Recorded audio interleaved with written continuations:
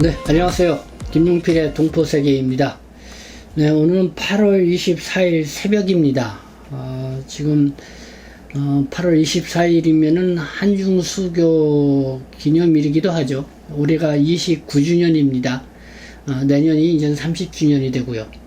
이 중국 동포들에게 있어서는 이 한중수교가 상당히 중요한 변곡점이 되었다고 생각이 드는데요. 어쨌든 이 한중수교일을 맞이해서 한번 좀 우리가 지난 30년을 한번 이렇게 돌이켜보는 그런 시간도 필요한 것 같습니다. 그래서 이와 관련돼서는 제가 이 이민정책연구원에 우리 중국 동포들의 이 한중수교 이후 이 30년 이 발자취를 한번 거두어 봐서 제가 기고문을 게재를 한 게 있습니다. 그래서 그거는 제가 별도로 시간을 내서 여러분들에게 소개를 해드리도록 하겠습니다. 오늘 좀 중요하게 좀 말씀을 드리려고자 하는 게 엊그저께죠. 이 김도균 교수님, 그러니까 제주 한라대학교 교수님이시고, 그리고 전 한국이민재단의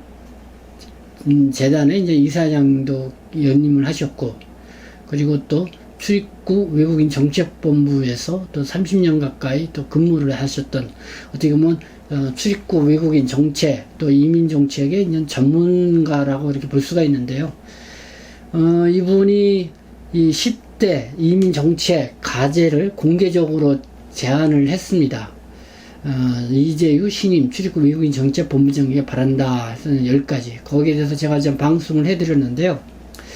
이와 관련돼서 또 김도균 교수님이 또 각 항에 대해서 요구사항에 대해서 구체적으로 어떻게 해 주십시오 하고 이렇게 제안을 한 그런 문제를 계속해서 또 페이스북에 올리고 있습니다. 그래서 10가지 상황을 다시 한번 여러분들에게 말씀을 드리고, 그리고 구체적인 그 사항에 대해서도 어떻게 말씀을 하고 계시는지, 여러분들 특히 이 동포분들에게는 그 좀 필요한 부분만 제가 한번 선별을 해서 말씀을 드릴 수 있도록 하겠습니다. 그에 앞서서 사연을 보내주신 분이 있습니다. 이분은 그러니까 그 영주 자격을 취득하신 분인데요. 2019년 11월 4일 그 한국에서 이 베트남으로 출국을 한 이 중국 동포, 조선족 동포이십니다. 보통 이렇게 영주 자격을 취득하신 분이 해외에서 2년 이상을 체류하게 되면은 영주 자격을 상실하게 됩니다. 그렇기 때문에 2년이 넘기 전에 한국에 꼭 들어오셔서 다시 영주 자격을 계속 유지를 할 수가 있는데요. 2년을 계속 못 들어오게 되면은 이렇게 되죠. 아니면은 이제 재입국 허가 연장을 좀 받아야 되는데, 이분 같은 경우는 지금 출국을 2년 이상을 만약에 출국을 할 것 같다 그러면 출국하기 전에 여기서 이제는 재입국 허가 이거를 신청을 하고 나가면은 뭐 2년 이상을 체류할 수 해도 다시 그때 이제 들어올 수가 있게 되는데, 그러지 않은 경우는 어떻게 해야 되냐, 뭐 이렇게 저한테 문의한 겁니다. 그래서 제가 저는 그 체류 관리 지침서를 찾아보니까요, 뭐 이렇게 되어 있습니다. 2년 동안 해외에 체류하고 있으면서 영주자격을 계신 분이 못 들어올 경우는 그 나라에 있는 제외 공간에 그 재입국 허가 연장 신청을 할 수가 있다고 합니다. 그래서 그것도 연장 신청도 이제 3개월까지만 부여해 준다고 합니다. 그러니까 2년이 만료가 된 후 이제 3개월 내로 안에서만 연장을 이렇게 재입국 허가 연장을 해 준다고 합니다. 그 위에는 별도의 이제는 지침 사항은 없습니다. 그렇기 때문에 지금 그렇게 3개월간은 더 연장해서 허가를 받아서 알 수 있다. 그래서 제 공간에 지금 그거를 알아보시면 좋을 것 같다. 이렇게 제가 지금 안내를 해드렸는데요. 그래도 지금 이제 코로나19 상황이니까요, 거기에 맞게끔 특별 조치가 좀 있어야 되지 않나 하는데, 아직까지 거기에 대한 특별 조치는 나와 있지 않다 하고 이렇게 여러분들에게 좀 말씀을 드릴 수밖에 없는 상황인 것 같습니다. 이거와 관련돼서도 이 김도균 교수님께서 세 번째, 코로나19 대응 체류관리 특례 시행을 확대해 주십시오 하고 이렇게 요청을 했는데요. 거기서 이와 관련된 내용이 있어서 또 여러분들에게 그와 관련해서 좀 소개를 해드리고자 합니다. 네, 앞서 방송에서 소개해드렸는데요. 이 김도균 교수님이 제안한 10가지가 이거였습니다. 첫 번째, 불법 체류자 합법화 방안을 검토해 주십시오. 두 번째, 자진신고자 비자 발급 약속을 지켜주십시오. 세 번째, 코로나19 대응 체류관리 특례 시행을 확대해 주십시오. 네 번째, 재외공간 비자 발급 체계를 정비해 주십시오. 다섯 번째, 재외동포 차별 정책을 멈춰 주십시오. 여섯 번째, 소모적인 국적법 개정 논의를 중단해 주십시오. 일곱 번째, 산업 현장의 숙련 기능 인력 쿼터를 늘려 주십시오. 여덟 번째, 돌봄 서비스의 외국 인력 도입을 준비해 주십시오. 아홉 번째, 외국인 유학생 유치를 위한 획기적인 정책을 시행해 주십시오. 열 번째, 해외 투자자와 관광객 유치를 위한 인센티브를 강화해 주십시오. 이 10가지 사항에 보면은, 동포분들에게는, 그게 조금씩 다 해당이 되겠지만은, 이렇게 동포분들에게는 또 해당되지 않는 외국인에게만 이렇게 또 적절히 해당이 될 수 있는 그런 상황들이 같이 좀 복합적으로 있는 것 같습니다.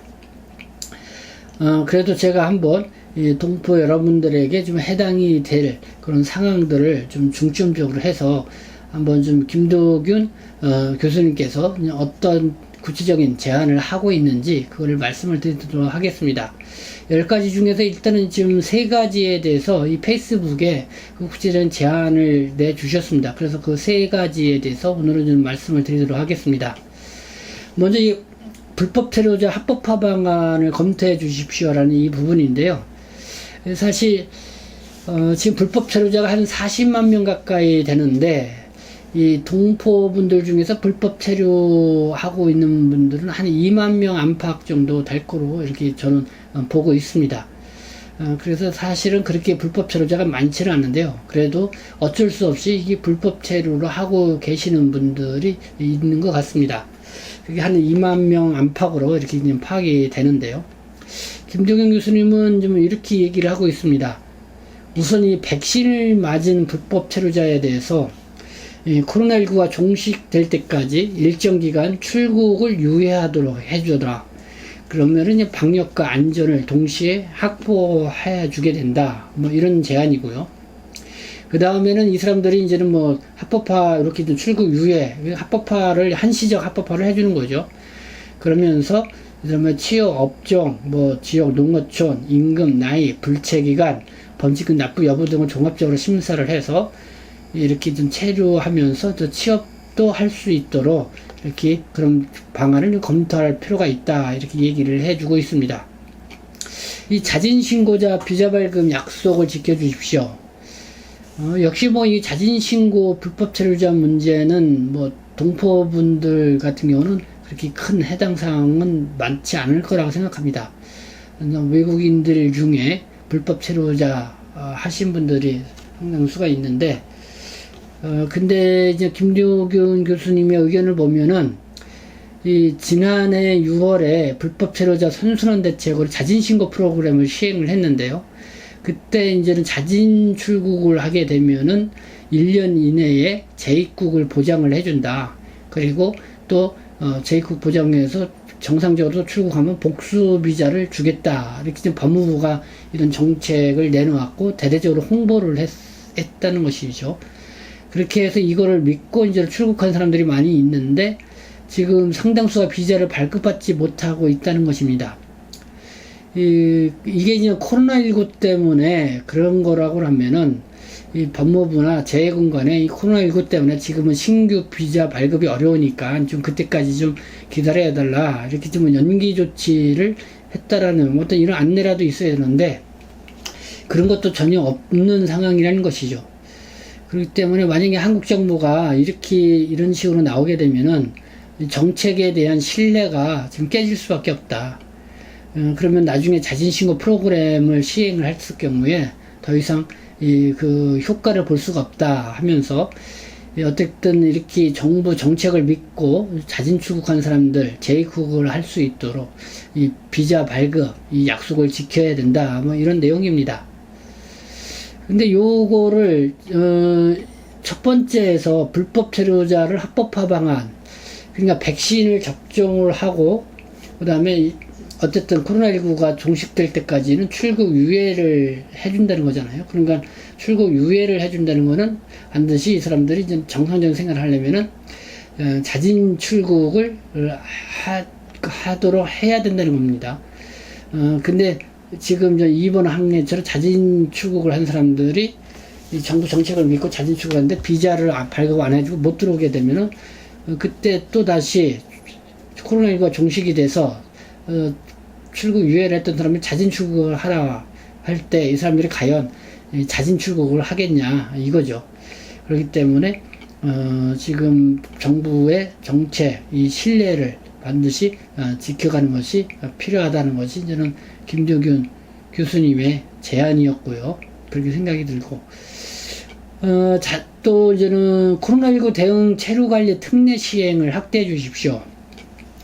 네, 뭐 이 부분은 제가 지난해 7월 때서부터도 지금 출국 유예를 받고 계신 분들 중에서 정말 계속해서 뭐 한 달, 두 달 비행기표를 끊어가면 출국 유예를 받고 있습니다. 그런데 여전히 또 출국하지 못하고 계신 분들이 있습니다.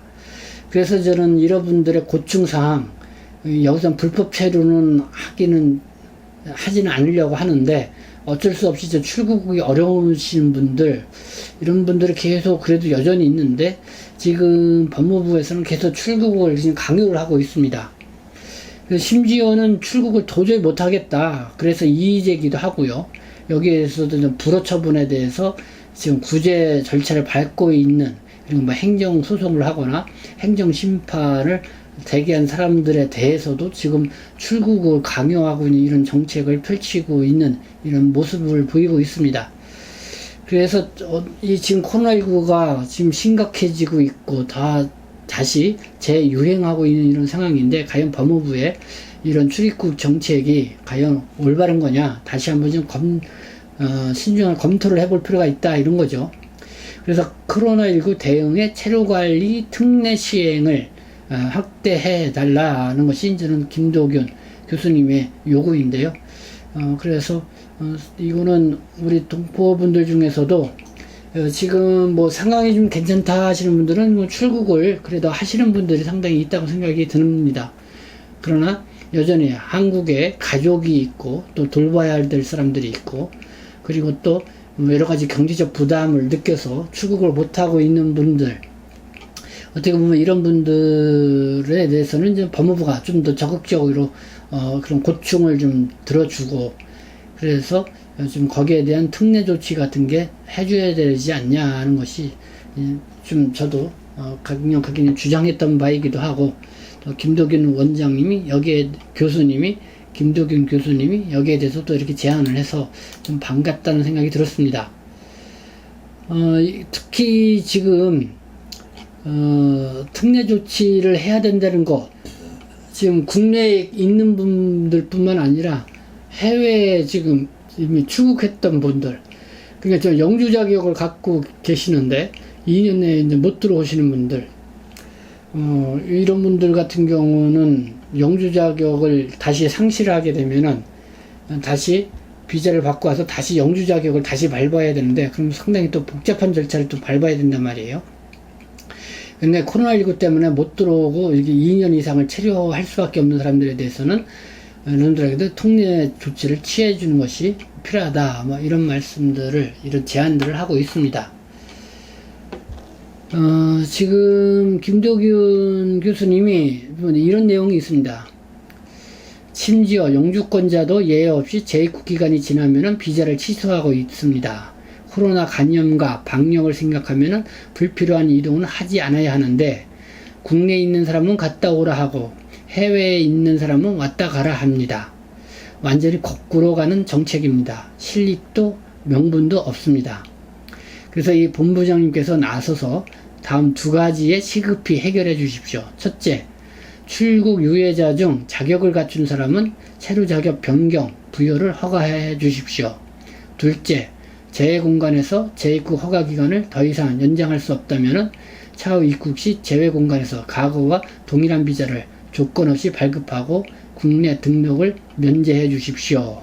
네, 뭐 이렇게 구체적으로 요청을 하고 나왔습니다.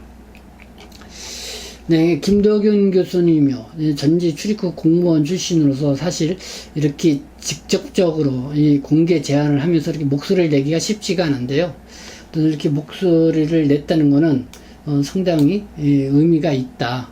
여기에 대해서 우리 동포뿐만 아니라 또 이런 상황에 대해서 좀 공감하시는 분들은 좀 여기에 대해서 좀 적극적으로 이렇게 좀 관심을 갖고 또 동의를 해주시고 의견을 좀 개진해 주는 게 필요하다 이렇게 생각합니다. 지금 코로나19 때문에 이게 모여서 목소리를 낸다는 게 쉽지가 않습니다. 그렇기 때문에 제가 이렇게 계속해서 유튜브 방송을 저도 코로나19가 발생한 이후 작년 2월달서부터 유튜브 방송을 본격적으로 진행을 해 오면서 그래서 동포 여러분들에게 도움이 될 수 있는 그런 목소리를 계속 내고 있는데요. 근데 아직까지도 상당히 역부족이다 이렇게 생각이 듭니다. 그렇다고 우리가 어디에 모여서 이렇게 좀 목소리를 낼 수 있는 것도 아니고 그렇기 때문에 여러분들 유튜브 방송을 통해서 계속 구독 신청도 많이 해주시고 여기에 대해서 또 많이 여러분들이 조회도 해주시고 또 공감되는 부분에 대해서 여러분들이 댓글도 많이 달아주시면서 계속 이렇게 하는 것이 결국은 이런 목소리에 힘을 실어주는 것이다. 그렇게 했을 때 이런 어려운 문제를 빨리빨리 그래도 해결할 수 있는 지름길이 된다. 이렇게 말씀을 드리고 싶습니다. 네, 김도균 교수님이요. 이 10가지에 대해서, 또 저는 오늘은 3가지 정도에 대해서 말씀을 드렸고, 그 다음에 4가지, 나머지 부분도 계속 저는 페이스북에 글을 지금 게재하고 계시고 있는데, 그 내용에 대해서도 추후 계속 말씀을 드리도록 하겠습니다. 그리고 또 별도로 시간이 되면은 김도균 또 원장님을 또 만나 뵙고 좀 더 구체적인 그런 내용들에 대해서 한번 좀 이야기를 들어보는 그런 시간도 갖도록 하겠습니다. 네, 지금까지 시청해 주셔서 감사합니다. 저는 동포세계시민대표 변육장 김영필이었습니다.